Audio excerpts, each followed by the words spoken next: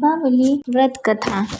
दीपावली के दिन ये व्रत करके और पूजा के समय ये कथा जरूर सुनना चाहिए। घर की सारी दरिद्रता दूर हो जाती है। तो आइए हम शुरू करते हैं अपना कथा। एक समय धर्मराज युधिष्ठिर ने हाथ जोड़कर भगवान श्री कृष्ण से कहा, हे भगवान, कृपा कर आप हमें कोई ऐसा उपाय बतावे जिससे हमारा नष्ट साम्राज्य पुनः प्राप्त हो जाए तथा राज्य, लक्ष्मी और धन वैभव प्राप्त हो जाए। श्री कृष्ण भगवान बोले, हे राजन, जब दैत्यराज बलि राज्य कर रहे थे तब उनके राज्य में सारी प्रजा सुखी थी।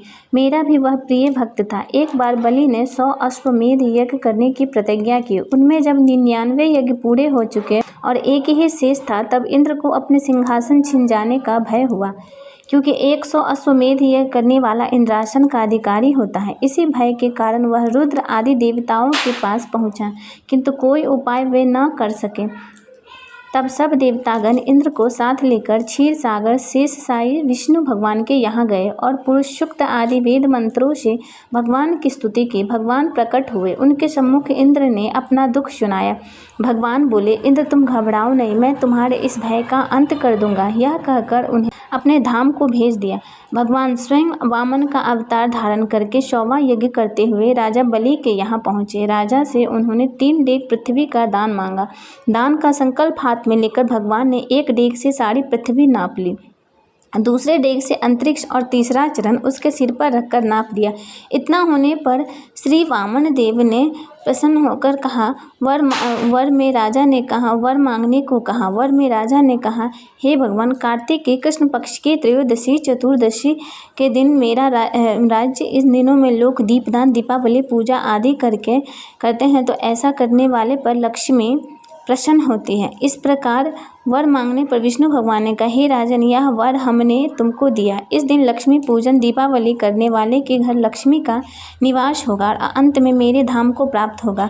यह कहकर भगवान ने राजा बलि को पाताल लोक का राज्य देकर पाताल लोक में भेजा और इंद्र का भय दूर किया। तभी से महालक्ष्मी पूजन, दीपावली आदि का उत्सव मनाया जाता है, जिसके फलस्वरूप मनाने वाले के घर में कभी लक्ष्मी का अभाव नहीं होता। भगवान श्री कृष्ण जी बोले, हे राजन, एक कथा और भी सुनिए। मणिपुर नामक नगर में एक राजा था, जिसकी धर्मपत्नी पतिव्रता और धर्मपरायण थी। एक दिन उसकी पत्नी अपनी छत पर स्नान के निमित्त अपने गले के सुंदर वेश कीमती 9 लखा हार को उतारकर वहां स्नान करने लगी। उसी समय आकाश में मंडराती हुई चील की दृष्टि उस हार पर पड़ी और उसे लेकर उड़ गई।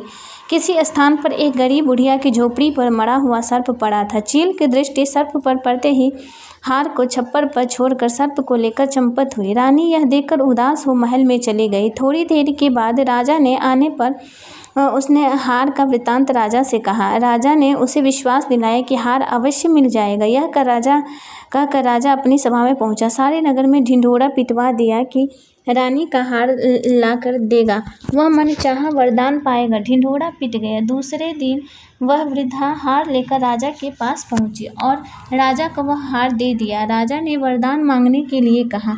उसने इनाम में यह वर मांगा कि आज से 8वें दिन महालक्ष्मी पूजन एवं दीपावली है। उस दिन नगर भर में कोई भी दीपावली एवं महालक्ष्मी का पूजन न करे, केवल यह सब मैं ही करूँगी।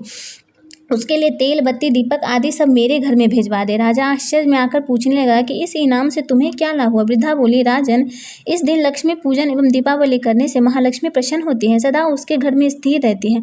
राजा बोला, मुझे भी लक्ष्मी पूजन करना है। वृद्धा ने कहा कि प्रथम मैं करूंगी, बाद में आप करना। ऐसा करने पर राजा एवं वृद्धा के घर अतुल धन संपत्ति का निवास हो गया। इसलिए श्री महालक्ष्मी की प्रसन्नता के लिए बड़े बड़े राजा प्रसादों से लेकर रंक की झोपड़ियों तक में सर्वत्र श्री महालक्ष्मी का पूजन होता है। भगवान श्री कृष्ण बोले, हे धर्मराज, श्री महालक्ष्मी के पूजन तथा दीपावली के उत्सव से लक्ष्मी की प्राप्ति होती है। इसलिए राजन, तुम भी करो, तुम्हारा खोया हुआ राज्य तुम्हें फिर प्राप्त हो जाएगा। बोलो श्री माता लक्ष्मी की जय। जय माता दी।